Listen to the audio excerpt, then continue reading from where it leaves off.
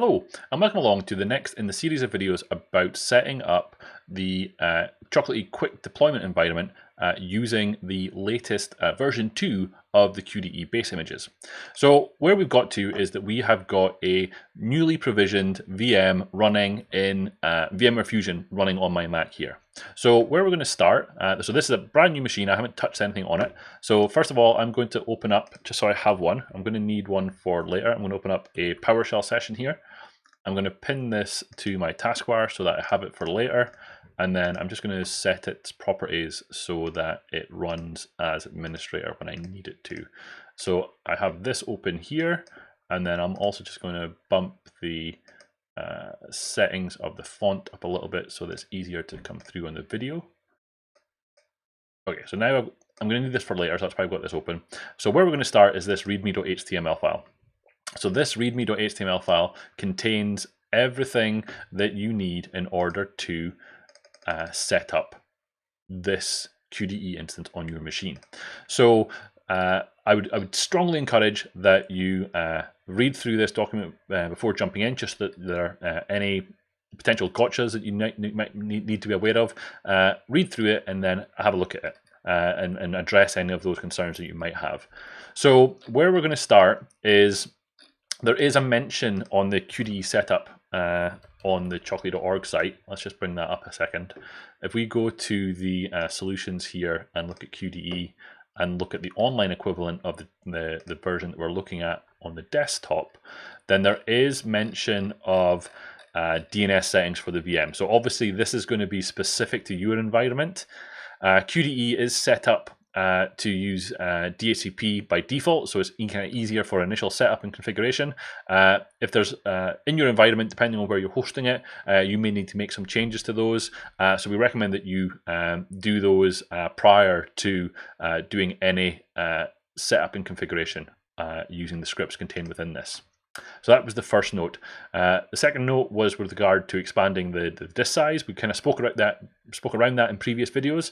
If you need to repartition the C drive, those are that's the command there to help you with that. What we're going to do instead is we are going to look at the steps that need to happen in order to kick this process off. So the first one here is I need to copy the Chocolatey license file to the correct location.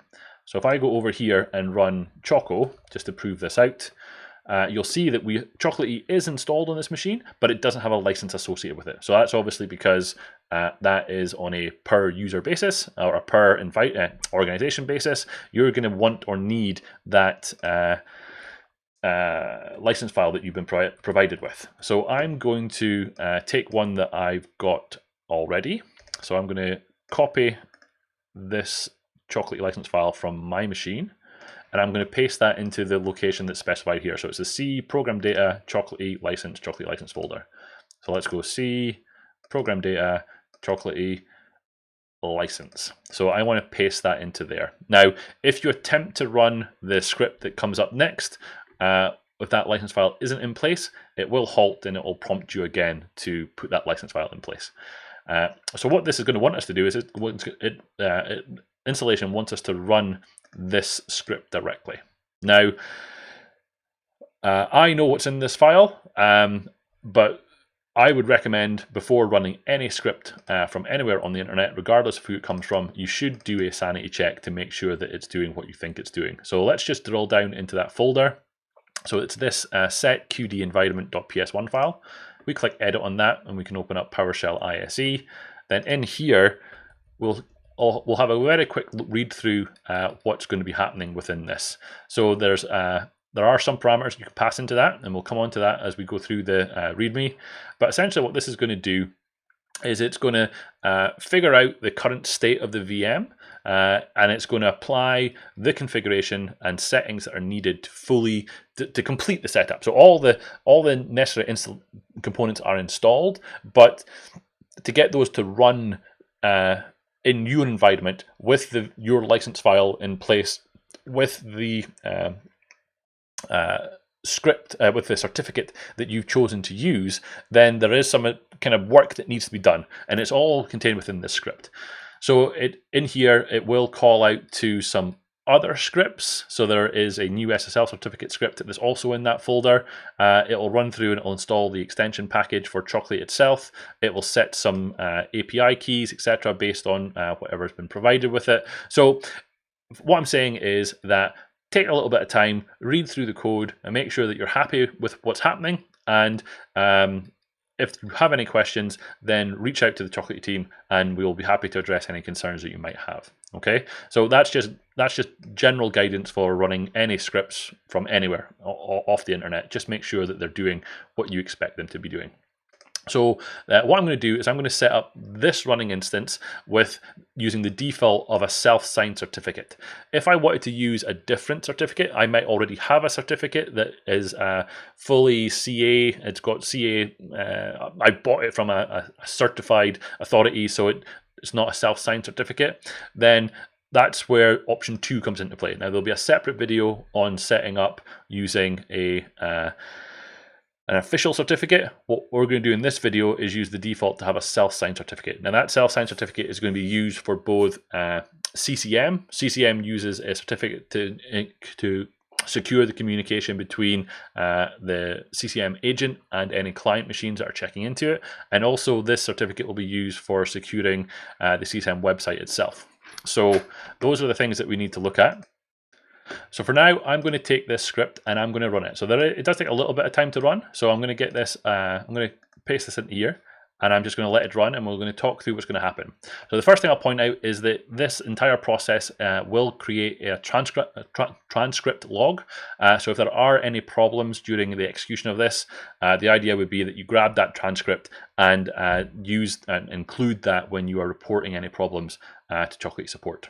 Okay, so what it's going to go through here is going to run through some of those additional scripts, and it's going to take the information that it has been set up. So that initial creation of that self-signed certificate is going to be used to set up and provision things within Nexus and things within Jenkins and things within CCM, so that it's all set up on an individual basis.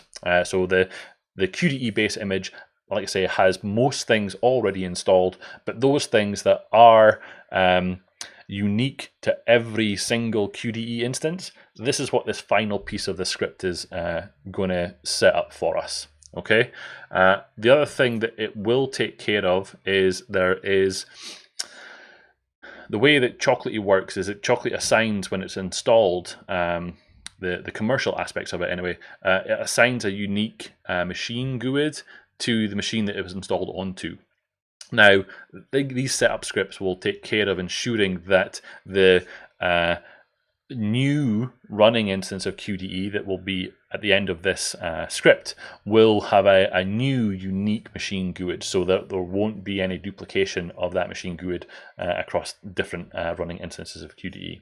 So that was one of the things, one of the additional learnings that we took from the first version of QDE, and we've made that pulled that more into these running scripts so that it's all taken care of for you. So at the minute, what the script is waiting for is it is waiting for Nexus to reboot, because some of the changes that were applied to Nexus need a reboot of the service that it has. So what it's doing here, it's enabling central management that we'll look into in a future video. And then we're removing orphan management services, orphan management. So what this is referring to is when the base image that was installed with QDE, CCM components were installed and set up. But again, in order to reuse that machine GUID that was put in place, and also to set up the new certificate, we've had to kind of essentially reinstall some of those components. But again, that's solely for the purpose of making this machine, this running instance of QDE, unique to you and your environment. So it's really just it's just like ensuring that everything is set up and unique to you. Okay, so we're installing the central management and agent components again. So because we removed them, we're now putting them back in again. And once that's up and running, I think we're getting to the end of this script now. And what we should have at the end of this is we should have all of the components up and running ready to be used. So the first thing we'll do is we will check to make sure that Chocolatey has been correctly licensed. Then we'll open up Nexus, we'll open up Jenkins, and we'll open up CCM, and just to make sure that everything's running as we expect it to. And if they're all running the way we want them to, that will be the end of this video, because in the series of videos, we will look at the initial setup and configuration that's needed for each of those components. So there's not a lot of work to do, but it's just around making it unique to your environment, logging in and changing away from the default passwords so that they're secure for your environment. And that's pretty much it. I mean, once they're all up and running, you're good to start creating packages, you're good to start pushing packages into the package repositories.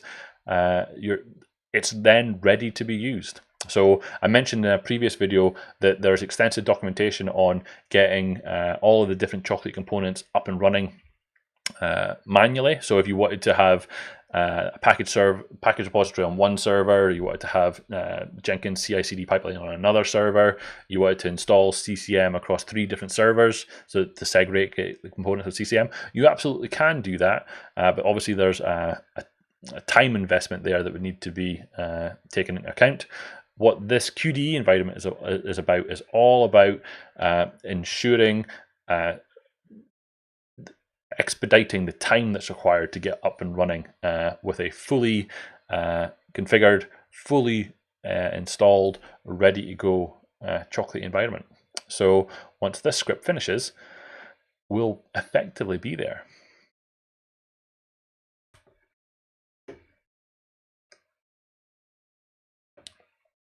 So this is the last part of the installation script here, is to set up and configure some of the default configuration within Chocolatey. So things like the cache location, things like the central management service URL where things will check into. Those things have been set there. Here it's installing the Chocolatey extension. So this is the part that will give the license features to Chocolatey itself. And that's it done. So again, just to mention this as well, the transcript has finished. So I'll come back to what just popped up there in a second. I'm just going to go back to PowerShell a second. The transcript stopped. So if there were any issues, this would be the file that you would need to take and give to the support team in order to try and figure out what went wrong with the installation.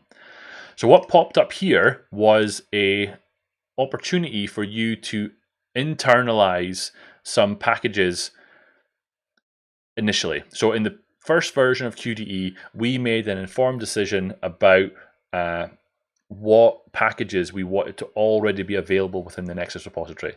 We have stepped away from that a little bit and now made it possible for you to internalize those as the final part of the installation of QDE. So what you have here is the opportunity to Control-click, Shift-click on the packages that are important to you. So for me, I'm going to pick just a couple of ones just to see that it works. I'm going to pick Notepad++ and Malwarebytes. So I'm just going to select the ones that I want in the list here, and I'm going to click OK. And what's going to happen is in the background, those packages are now going to be downloaded and internalized using the new features of the commercial version of Chocolatey, and they're going to be pushed into the Nexus repository ready for consumption. So the thing I wanted to show here at the end of this was I'm just going to run Choco again, and with this run, I've now got the business version of Chocolatey where I was on the open source version before. Okay, so with that done, if we go back to the README here, what we'll find, we can skip option 2, so this was what we just spoke about here. This was the prompt that I just showed you, which was pick which packages you want to internalize and make available. And then we're into review and configure the host services. So all I'm going to do in this video is I'm going to open these up to make sure that they're all up and running. So this is opening the Nexus repository. This is opening the Jenkins instance, and this is opening up the CCM instance. So all I'm going to do here is make sure that they're running, which they are. So here's Nexus, here's Jenkins with the initial configuration that needs to happen there to facilitate that. And this, when it loads, will be the running instance of Chocolatey Central Management. Now, the one thing I did forget to point out that I should have pointed out probably at the start of this video was that if you choose to change the host name of your machine, so one of the first prerequisites here is